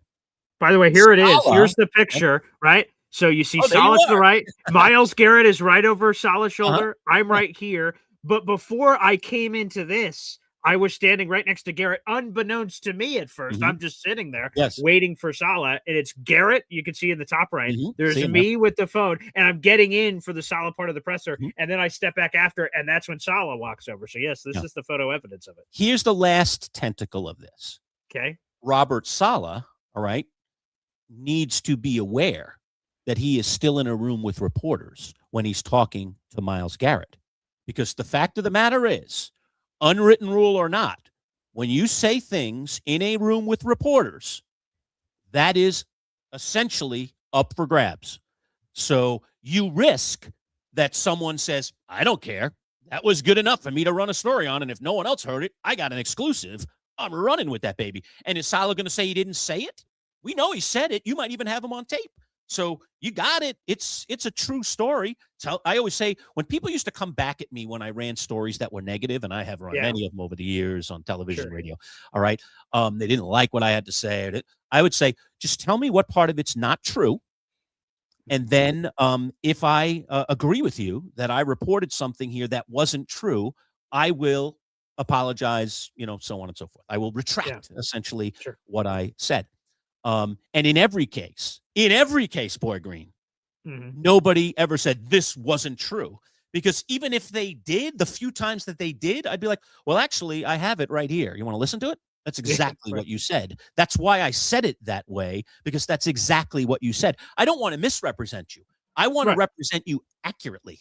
All right. That's the job of a reporter. That's the way I see it. Not every reporter out there sees it that way, but that's the way I see it. Okay. I have journalistic standards and ethics. That's the way I was brought up.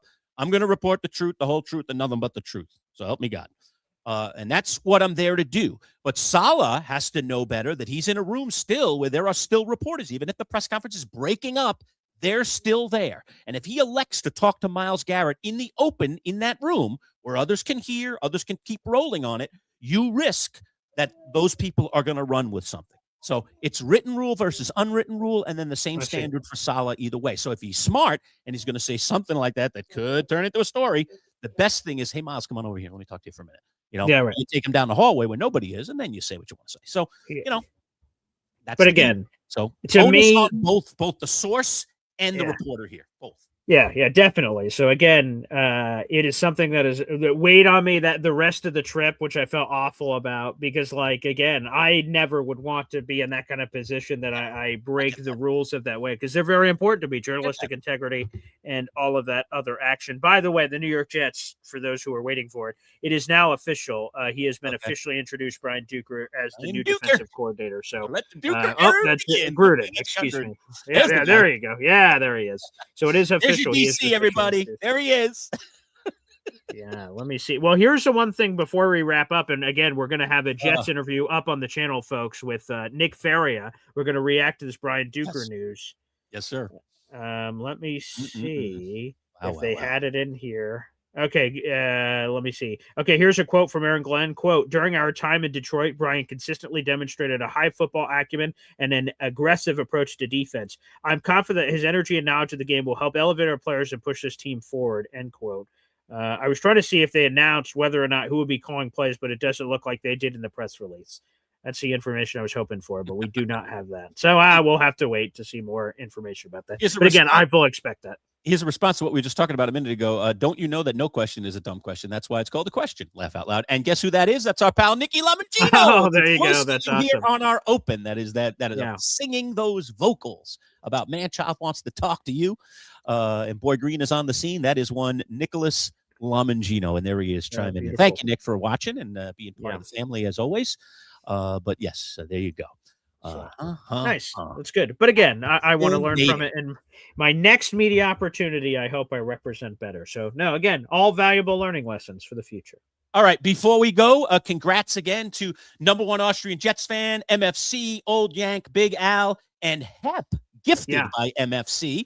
Hear all this fantastic show it, Lurch. Yes. There you are. Join the 12th MC, our new subscription service. It's right on our page at MC Show Digital. Make sure you're on our page and not on Boy Green's page if you want to join our club. It's called the 12th Manchild, 12th MC, and we're getting all kinds of merch starting to come in, and this is our first piece of merch. These pint glasses, they'll be available in the somewhat near future for sale for anyone that wants to buy one. But for those 5 freebies for joining our club and being the first 5 members of the club, and I know there was some gifted memberships from Austrian there as well, so looks like we might be up to like 10-ish members here already in our very, very early going. So there I want to just highlight them. So again, the 5 members from Austrian Jet Fan, thank you very much. Again, to the new MC Show Digital channel. MSC gifted a membership, MC Show Digital channel, which is great. Big Al entered MC Show Digital himself as the 12th Manchild. Appreciate that, Big Al. MFC entered himself as a 12th Manchild, and then Old Yank gifted a 12th Manchild membership. Again, folks, this was a pleasant surprise because we were going to announce it, and then we weren't going to announce it, and then a flood of memberships came in, and we had no other choice but to announce it, so there will be a lot more details to come. That's not initially how we had it planned, but nonetheless, I love the support of all the great people in our audience that jumped on the train, so folks will have a lot more info to come on that, and then also, Old Yank, appreciate the Boy Green membership that was gifted on my channel. Thank you very much. Yes. Yeah. My plan will be this, hopefully, if everything works out. By next Monday, we should be able to totally lay it out and let everybody know what the levels are, what's going on, what we're doing. Yes. And hopefully I'll have the behind the scenes stuff square. We'll see. I don't know. I don't know what I'm dealing with here, man. I'm dealing with things out of my control, powers outside of my control. But obviously it's we set it up the other day, so I wasn't sure if it was going to be available to click on, and sure enough, our members found it. our viewers found it and became members. So good for you that you're savvy enough and you say, hey, they have membership now. Let me jump in and join.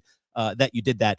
But we will get out all the deets, and we'll make sure that everything is set up correctly in terms of the paywall and everything, which is just all this stuff behind the scenes that you don't need to know about or need to be worried about. That is just for us to work out and get that squared away for you. But welcome aboard, all of you, and thanks to your generosity, all 5 of you folks who were so super generous and are now literally our first. You're on the ground floor of the 12th Manchild. So welcome aboard, my friends. Welcome aboard. Yes, we officially have 5, 6, 7, 8, 9 members to our initial club, so that's very humbling. And again, if you guys want to join the 12th Manchild, if you go to our main YouTube page, I'm looking at it as a non-Manchild show guide just to see what it looks like. Okay. You will see that it says right next to the subscribe button is a join button. If you click that join button, it pops up and shows you the 3 levels that you can join. There's 12th Manchild, there's Diehards, and there's Hall of Famers. Again, more on that later. But if you would like to join, that's how you do it, and make sure you do it. So if you're watching on our main YouTube channel, you can find it that way. Or if you click into any of our videos like this live video right now here on the channel, you'll see a join button right next to the Manchild Show with Boy Green Digital. So no matter what, hopefully we get a lot of new members, and we have some exciting stuff cooking up for the future here, Lurch. All right, so there And you go. real Hey, quick- look at this. Before we go, did you see Paul Beatty popping in there? Yeah, 100%. it too. Paul Beatty, Yes. another one of our former interns. He helped us out at the fantasy draft one year as well. Yes. Great guy. Go Hawks, boys. I guess he's on the Hey. Seahawks. We are too. So we're all in concert, Paulie. We're all in concert. We all want the Seahawks. Some clarity. It's not, I guess he's on the Seahawks. He's a diehard Seahawks fan. He was wearing a Steve Largent jersey Oh, yeah, around the that's radio right. station. So Yeah. I remember, Paulie, and I Oh, want good. you to know this. You're right. Only one of us on set here believed in Sam Darnold, picked Seattle throughout the playoffs and things of that nature. And by the way, spoiler alert, that was me. So, okay, we'll see. Lurch apparently is on the Seahawks bandwagon now that they're playing the Patriots. But, Yeah, right. you know, I Paulie, like you know. the Seahawks. I just don't trust Darnold. That's my problem. It's not about not liking the Unbelievable. Seahawks. JSN was on my fantasy teams, as you know, I boys. guess In that's one true. case, You did. I traded for the guy. In the other team, I got the guy. I drafted Yeah. the guy. I was on from the very, very beginning of it, my friend. So I like the Seahawks. Like that defense, too. Wish I had that defense as my defense. I bet you do. Yeah. They had a pretty good year, that defense. My goodness. I'm sure the fantasy points were pretty good on that Seahawk front in terms of D. And last thing here, folks, for the audience, we have 500 people in the room, which is tremendous. So no matter where you're watching, make sure you show your support. I'll throw it up here on the channel. Join the growing army. We have lit up on subscribers after surpassing 500. The numbers continue to grow. It is youtube.com/@MC Show Digital, or simply search for the Manchild Show Boy Green Digital on YouTube and hit the subscribe button, baby. We will have who the hell is Brian Duker? Great question. We're going to find out. Nick Faria, beat reporter from JetsXFactor.com, will be joining us here in just a few minutes. We'll upload that interview as soon as we finish it. So, folks, we'll have the latest on Brian Duker, the New York Jets' new defensive coordinator. The team just announced it in an official press release to make it official. So we will learn more about him and the rest of the crazy happenings around the New York Jets here in just a matter of minutes, folks. So make sure you guys stay tuned for that. Yes, we will not get the rage of Asman today. He is down at the Senior Bowl, but Jake will be back with us in the upcoming weeks. But he's on assignment here, I think, the next couple of weeks. So we'll have him back. But Faria jumping in for him, and we really appreciate it. And we will break down this hire hot off the presses, just as we started this thing. All right, BG, I guess it's a sign-off time. If you have a final thought, throw it out there.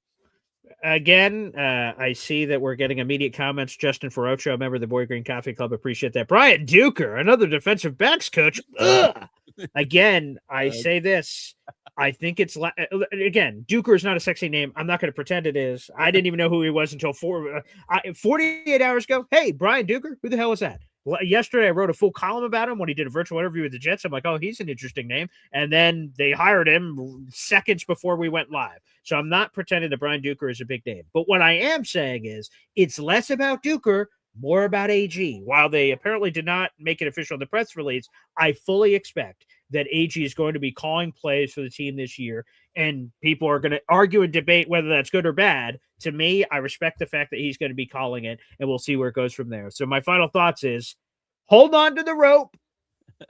Faith is a word Dino Babers used to say a lot around here. That is belief without evidence. There is absolutely zero evidence that Jets are going to turn this around, but believe, and maybe they will. All right, final comments, Boy Green. I know I usually give you the last word, but how about CBW? The Duke. He's already got a nickname. That's I love funny. that. Yes. Great one here. Bud used to say this to me all the time. Less than a month till pitchers and Hey, catchers. You know, when there you you get go. disinterested in things, you just start talking about baseball's coming up, and we'll get into that. And then finally, we'll end it with William saying, "Go Mets!" So There you go. It's been a hot January for the we Mets. go. It's terrific. Fantastic. Thanks for the high level of participation today, folks. We always appreciate it. Again, if you're not a subscriber, youtube.com/@MC Show Digital. And the floodgates have been open on our memberships as well. We'll talk in detail about them next week. I promise you. And we'll have our little chime. All right. We will decide what our sounder will be. We will be ready to go to give you a nice little ba-boom. All right, if you jump in and become one of our members and help support our channel. That'll do it for now. Nick Faria coming up in a little bit for all you Jets nuts. You definitely want to tune into that. We'll release that video as soon as we're done with it and get it posted for you right on our website again at MC Show Digital. We'll see you, folks. Take care. You're the best.